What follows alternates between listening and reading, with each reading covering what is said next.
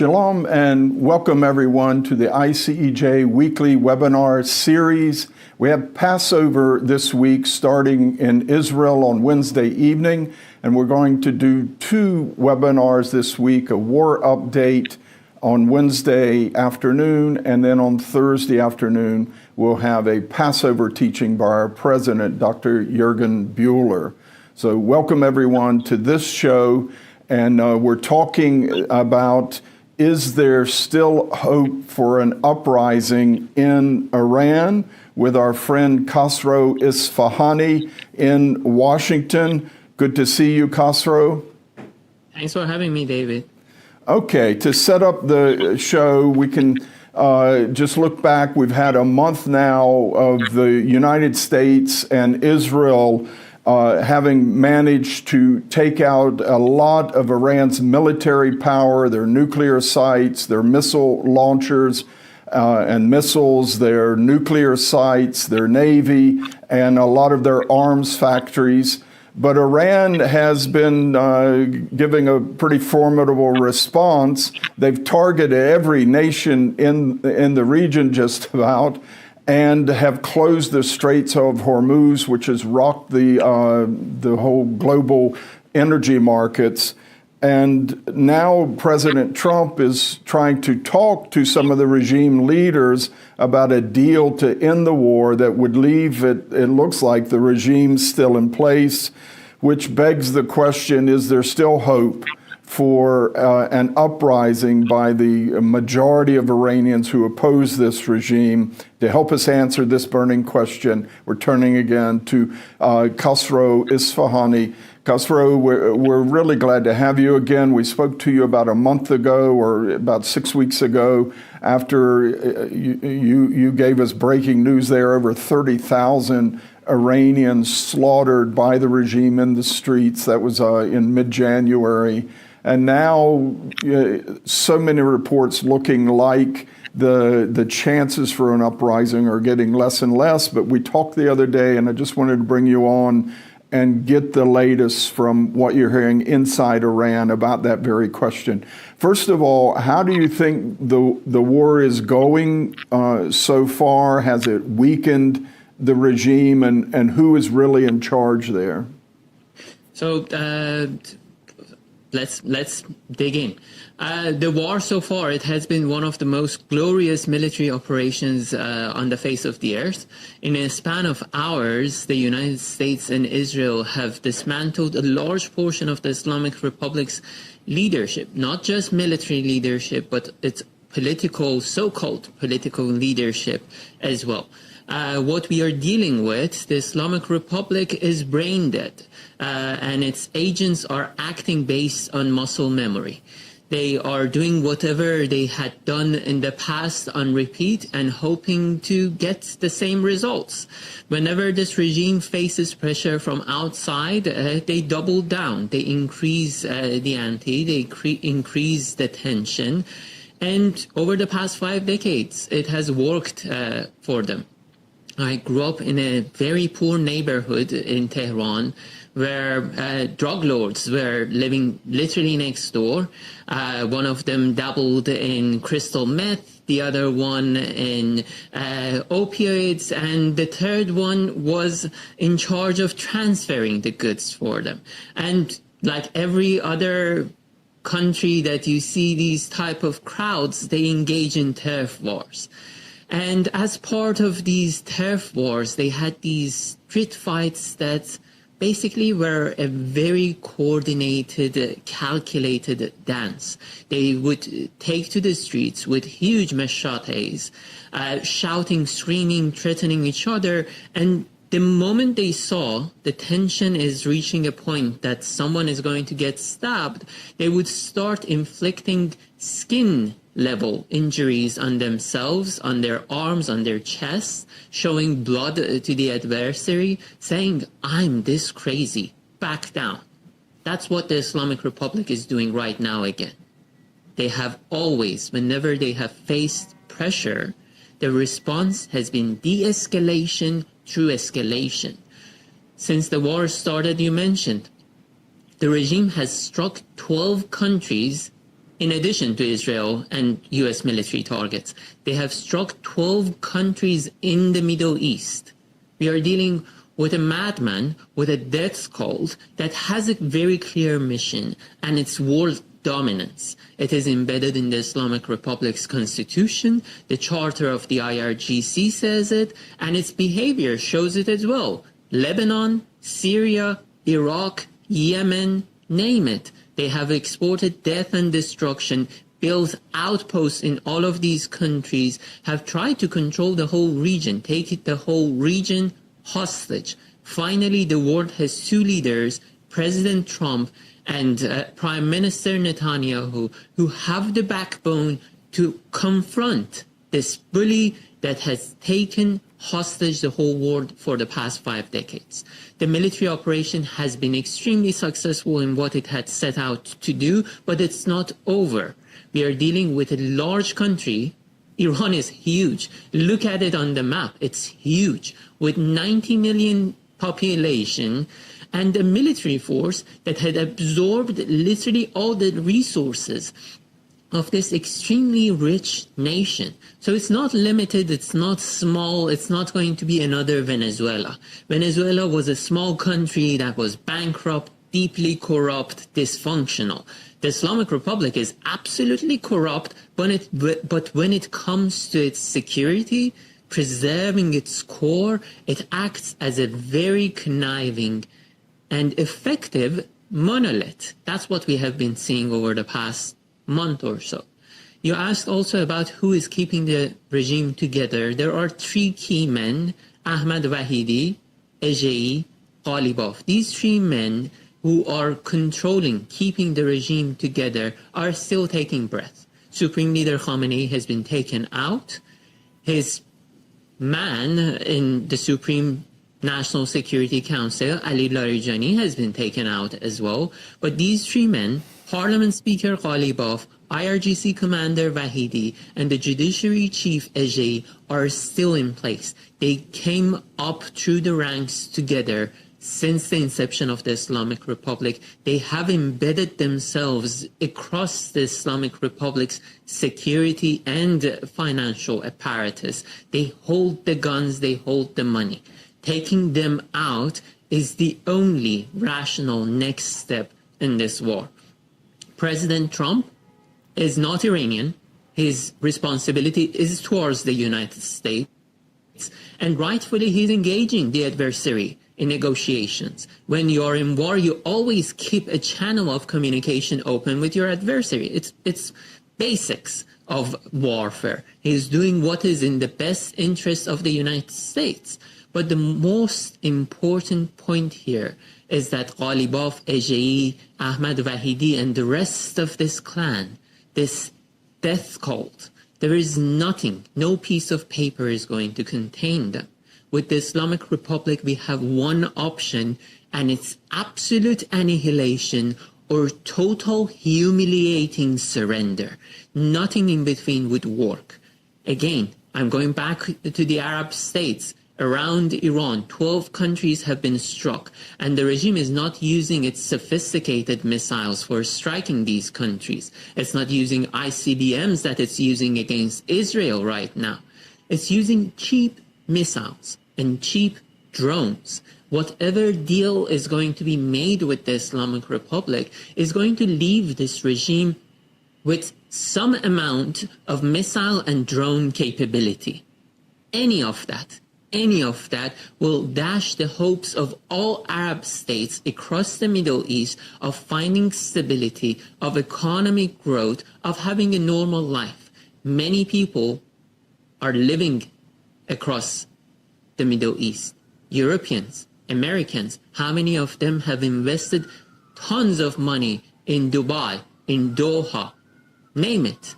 The Islamic Republic has proved that all of these nations, all that money, all that potential for growth is now a hostage. Letting this regime survive this war is putting all these I'm not even going down the moral road here, why we need to eradicate a fascist Islamist state that has killed tens of thousands of people just in Iran and many more across the Middle East. I'm not even giving you that argument. Just look at the money that this regime has taken hostage. How long the world is going to tolerate that? President Trump is pursuing diplomacy because as the leader of the free world, he needs to pursue every possible venue to secure the interests of the United States. But a deal with the Islamic Republic is going to be another Obama mistake, another Biden blunder, and a deal that an autopen could have signed as well. And I don't think President Trump would go down in history being remembered as such.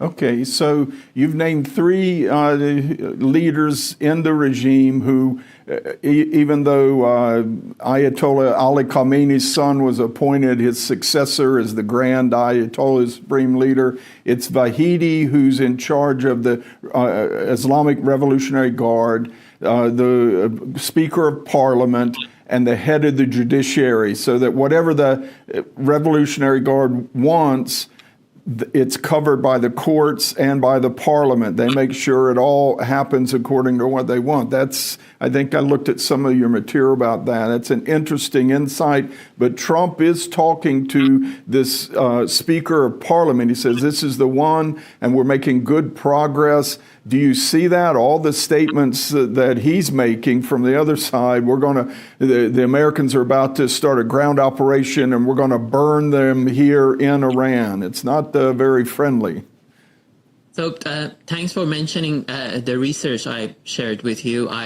We wrote a piece, an investigative piece for Newsweek over the weekend. It was published with my good friend Puriya Haji Bagheri. It maps every link between all these individuals and how they came up through the ranks of the Islamic Republic, and argues that no deal can contain the Islamic Republic and it's going to be a mistake. I encourage everyone to actually go, not the piece only, the timelines that we have built, the database that we have built, and is linked in that article. This is on the Newsweek site? Yes.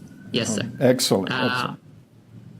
So let's put that aside. Yes, these three men are containing and keeping the regime together, enabling it to survive, to continue operating. Ghalibaf, that is engaging, allegedly, the United States in talks, because the other day the Foreign Ministry of the Islamic Republic issued statements that they have not talked with Americans, even a pip, since the war started. The regime is continuing doing what it has always done. It is offering the offer of the talks to the United States, waving the flag of the peace while holding a dagger in the other hand. That's the classic Islamic Republic playbook. Buy time and keep escalating to force the world into cowering and backing down. I don't think Donald Trump has too much patience for this type of behavior. He showed during the January 12-day war that he is not going to stomach this behavior from the Islamic Republic. He showed it when he took out Qasem Soleimani, the architect of the Islamic Republic's terror network. He showed it when he pulled out of the JCPOA. He showed it when he engaged in the current military operation in collaboration with Israel. Donald Trump doesn't have this stomach for the Islamic Republic's shenanigans, this tactic of buying times. In Persian, there is this proverb, says, "Az in sutun ba un sutun faraje." When the adversary is shooting arrows at you, you rush from one column to another, trying to find shelter until you find an opening and strike at the adversary. That's what the Islamic Republic has done over the past decades. It's the same negotiation tactic that they are deploying again. Nothing meaningful is going to come out of these talks. I don't think that they will deliver any results, and Donald Trump's patience is going to run out very soon, very fast.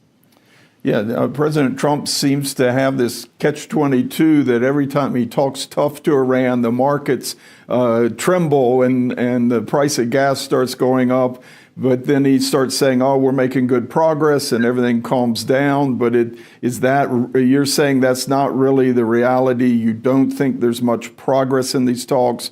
Trump has given a deadline of April 6th. It still looks to be firm that if they don't have a deal in the works, he's going to start destroying their power grid and their infrastructure, national infrastructure, maybe water desalination plants, things like this, which I think a lot of the people don't want that. They want to throw over the government and still have something of an economy to rebuild the nation. So that's going to hurt. How do you see this playing out? Two parts. One, President Trump, before he was elected, and after he was elected, has repeatedly told the media that he is not going to share his war plans, foreign policy plans from a podium, as he shouldn't. Why should a world leader share the details of his war plans from a podium? It destroys the whole element of surprise. And Trump has proved that one of his key tools in foreign policy and warfare is maximum confusion. He creates maximum confusion in the hearts of the adversaries, throwing them off their foot and delivering a harsh strike when the time is right. That's point one. Point two, you talked about striking Iran's civilian infrastructure. Crown Prince Reza Pahlavi, the leader of the opposition, has directly addressed that. He has called on President Trump and the Israeli government that the Iranian people are the true allies of the West, of Israel in the Middle East. We want to see a secular democracy rising up in Iran, and the Islamic Republic is in its deathbed. It's already gone, if not already dead. And we want to preserve that country. We want to preserve as much as possible from its infrastructure, because the job of rebuilding Iran is our job. It's going to open up the country for international investment. It's going to be a major mega project for everyone. The less harm that comes to the civilian infrastructure, the better. In terms of what we hope to see is, one, targeted killing of the Islamic Republic leadership. That has historically proved to be a very effective tool in containing rogue states, whether it was the Islamic Republic's nuclear program or similar programs in other nations that are adversarial to the United States and Israel. And on the other side, we want to see more targeting of this regime's arms of oppression. Over the past month, Israel has been systematically targeting the arms of oppression of this regime. Yesterday, the Israeli government announced that 2,000 servicemen, part of this regime's arms of oppression, have been killed. That is giving Iranians a chance at fighting. A couple of weeks ago, we received reports from well-placed security sources inside Iran that hundreds of Basij militiamen have been killed in drone strikes by Israel in Iran. Basij militia is the leading force of this regime to crack down on protests. When they started striking them, people in Iran started chanting, shouting in celebration, because their killers were being finally killed. And we were happy. We are happy about that. But it needs to continue. Earlier, 2 weeks ago, we are still celebrating Nowruz in Iran, the Persian New Year. On the eve of Nowruz, we have this fire festival. People take to the streets dancing and celebrating. This year, Crown Prince Reza Pahlavi issued a call asking people to do the celebrations but not engaging security forces, because the regime had issued threats that we are going to kill you if you take to the streets. But people still did take to the streets. They danced, they sang, they chanted slogans against the Islamic Republic across Iran. And when security forces, these Basij militias, tried to get to these neighborhoods, kill people, maim people, rape people, arrest people, the things that they have always done, Israeli drones were taking them out one after the other. When hundreds of Basij militia were killed on the streets, their checkpoints were hit by Israel, many more stopped showing up for service. They moved the checkpoints under bridges, but the nice thing about a drone is that it can also fly under a bridge as well. So these men who are even showing up for service have nowhere to hide. When they show, the regime cannot provide them with money, food, or water because the drivers are scared to deliver the goods to them, and they're sleeping hungry on the streets. How long this regime can sustain this type of warfare against the world and the Iranian people? It's going to end soon. So these are signs that there's good communication and intelligence still from within Iran, that you see these checkpoints and Israel takes them out, perhaps with drones that were made and fired from inside the country, just like last June. Israel apparently had one or more secret drone factories and fired them from inside the country. When they moved under the bridges, there were photos sent, and within a couple hours they were attacked, and the forces headed towards these Nowruz celebrations in the streets. When they were heading towards them, they got taken out. So it shows there's like spotters, people finding targets and getting them to the right actors to take out these targets. That's encouraging to me. When I learned this from you, it is encouraging. But let's get to the heart of the question. There are a lot of reports and certain developments, Trump talking to the regime itself, the outing of the plan for the Kurds to invade from northern Iraq, some of these things, some real setbacks for the hope of an uprising in Iran. We haven't seen it yet. Do you still have hope and expect this to happen? Always. Rabbi Jonathan Sachs has a really beautiful passage on the difference between hope and optimism. He argues that optimism is you sit around and believe that good things are going to happen to you. Hope is fighting. Hope is trying to make good things happen. The Iranian nation has been fighting the Islamic Republic for the past 5 decades, since the inception of this regime. In 1979, in March, women took to the streets across Iran for a whole week, opposing the imposition of the Sharia law. They were pushed back, they were beaten up, they were arrested. The same thing has happened in Iran again and again and again and again. We have been on the streets non-stop fighting this regime, and an army of Iranians opposed to this regime has grown by the numbers with every year passing. When you keep killing people, when you keep oppressing people, you give them a cause to fight for, to die for. That's where Iranians are coming from. The other day, this Iranian grandmother was driving around in Tehran when a missile hit a regime base and her car was tipped over. Blood was gushing out. She was injured. People rush in, pull her out of her car, and she's laughing. They settle her down, give her water, and she starts speaking. She tells them the Islamic Republic has taken 47 years of my life. If I can give the rest so my children can live free, I would do so. That's where the Iranians are coming from. When you talk with folks in major cities that are being struck, when you talk with them, some of them are really old.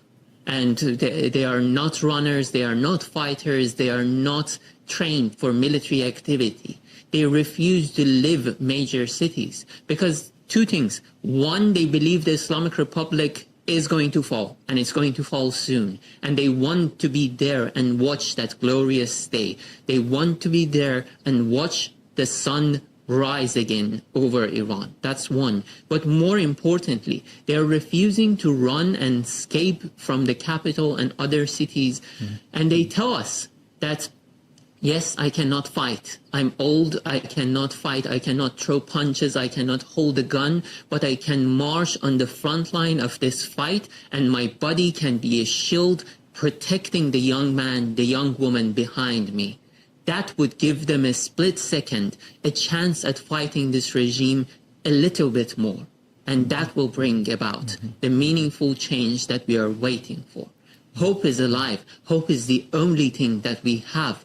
Hope is the sun rising. It rises every day with certainty. Iranians know that the sun is going to rise.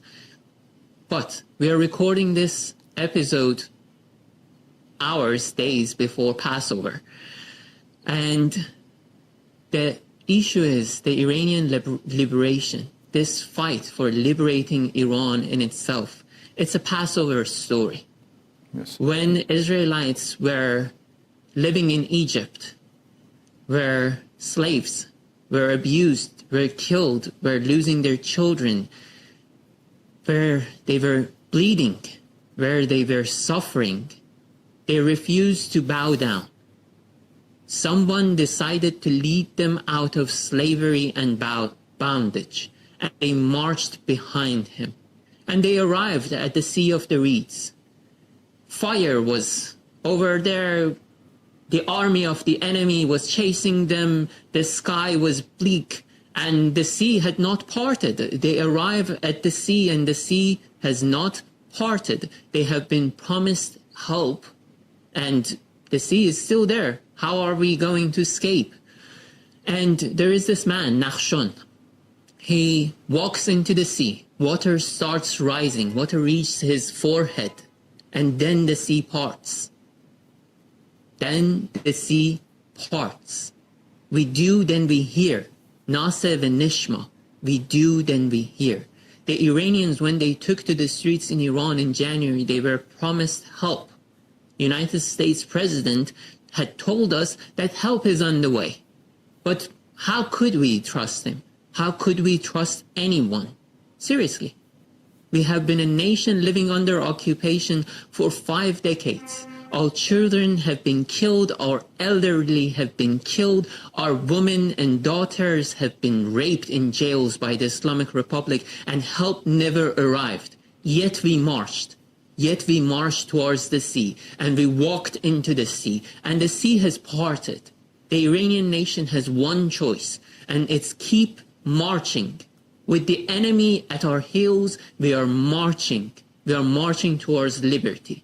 And we are going to achieve liberty because we have absolute faith in our future, in our children, in our countrymen. Iran is going to be free. Hopefully it's soon. We always say, next year for Passover, we are going to be in Jerusalem. This year, my prayer is next year for Passover, we can celebrate it in Tehran with this regime gone. I really appreciate your determination and pointing to the Passover story. I actually live on Nachshon Street here in Jerusalem. You get to it off Aminadab. He's in the Bible, Nachshon, the son of Aminadab, who was the first one to walk across the sea, and it says they walked over on dry ground. Amen. But that's very encouraging to see your fire and determination, your faith and your hope. But how are they going to pull this off? Do they have weapons? Are they waiting for the war to end? Are they waiting for the signal that President Trump, even the Crown Prince, Reza Pahlavi, have promised some signal? What do you expect this to play out? There are multiple elements there. Some parts I cannot delve deep in because operational security. But the key points, when people took to the streets in Iran in January, hundreds of Iran's true flag with the lion and the sun appeared on the streets. Those flags don't grow on trees.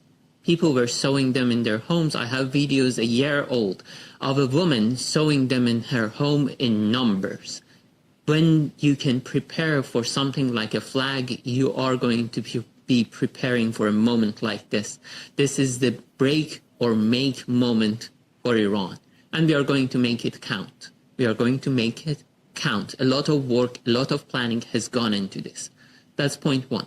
Point two, brilliant technologies have been deployed in Iran. It's not limited to satellite, internet, or drones. I cannot give you the examples. Hopefully a couple of months from now, when we are looking back and celebrating the victory of the Iranian Revolution, we can delve deep into the actual details of what was being done over the months leading to that glorious moment. But more importantly, the Iranian people, their determination, their resilience, their courage is what's going to tip the Islamic Republic over. No war is won without soldiers. We are the soldiers. We are the boots on the ground. Crown Prince Reza Pahlavi, the leader of the opposition, he has repeatedly said he's not seeking a title, he's not seeking a position. He has offered himself as a transitional leader, hoping, fighting, working to bring Iranians to the ballot box where they can determine their future themselves. He is not the future, he is the bridge to the future. And he has plans. He has been working on it, and the Iranian people trust him, and we are going to march behind him. One, that's the side. Two, President Trump, Bibi Netanyahu, and Crown Prince Reza Pahlavi have repeatedly told the Iranians that while the bombs are falling, while the military operation is in full gear, stay home, stay safe. The time of action will arrive. The time for taking back to the streets of Iran will arrive. And there will be a shield protecting that crowd when it takes to the streets back again in millions. Do you have any indications that among the hundreds of thousands of Basij thugs and within the Iranian army, probably not within the Revolutionary Guard, but within the army, that they will refuse orders to kill the people, their fellow citizens of Iran? Do you have any indication there will be some sort of mutiny or mass disobedience on that this time? Yes, that is happening, but something more important is also happening. Defections. Thousands of people from within the armed forces of the Islamic Republic, Basij, Artesh, and the IRGC have already defected. Secretary of War Hexet has talked about it. The opposition has been working on that effort for long.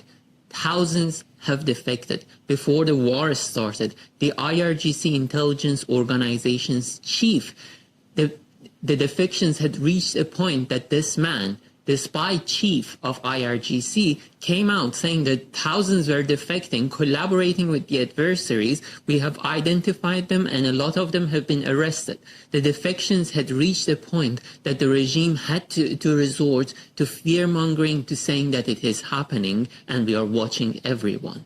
They cannot. We are dealing with a dysfunctional, broken system that thousands have already defected. I mentioned Basij militia. They have no shelter, no water, no food. Those who are showing up for service, their numbers are dwindling. They are sleeping hungry and thirsty on the streets. With the actual armed forces, the commanders have stopped going to the bases because they are scared. And the soldiers are sleeping on the streets, are sleeping in the desert because they know that the strikes come at the night and hit the targets. So that's one side of it. And then there are actual videos of soldiers in Iran saluting Iran's true flag with lion and sun and pledging themselves, pledging their lives to the revolution, to the leader of this revolution, Crown Prince Reza Pahlavi. This is all very interesting. I think we're not hearing a lot of this in the media. It's very encouraging to hear this, Khosro, but I guess it's best if a lot of this information doesn't hit the mainstream media and out these efforts to prepare for the uprising. We've been talking to Khosro Isfahani. He's with the National Union for Democracy in Iran, which is connected to Crown Prince Reza Pahlavi, the son of the former Shah of Iran, and who we met in Washington in December and got to know Khosro then. And we really appreciate you being on the show again today. We may have to check back with you in a few weeks because you have lots of good information. I know our folks appreciate it. Khosro, good to see you. All the best. We're praying for you. Have a good Passover and our blessings to your efforts. Thank you very much. Chag Sameach. Yes. Okay, that's our time for today's webinar. Join us on tomorrow, on Thursday at 3 p.m. Israel time. Our president, Dr. Jürgen Buehler, is going to give a teaching on Passover and the suffering Messiah. You're going to be very encouraged to hear that teaching as well, biblical and prophetic teaching that compares Jesus and his sufferings for the sins of the world, and also Israel's sufferings and tribulations through their many centuries of exile. Very excellent teaching that he'll be doing for tomorrow's webinar. And then we'll see you next week at our regular time, Thursday, 3 p.m. Israel time. God bless you from Jerusalem. Thank you for joining us today. Be sure to subscribe and follow us on our social media platforms for more exclusive ICEJ content.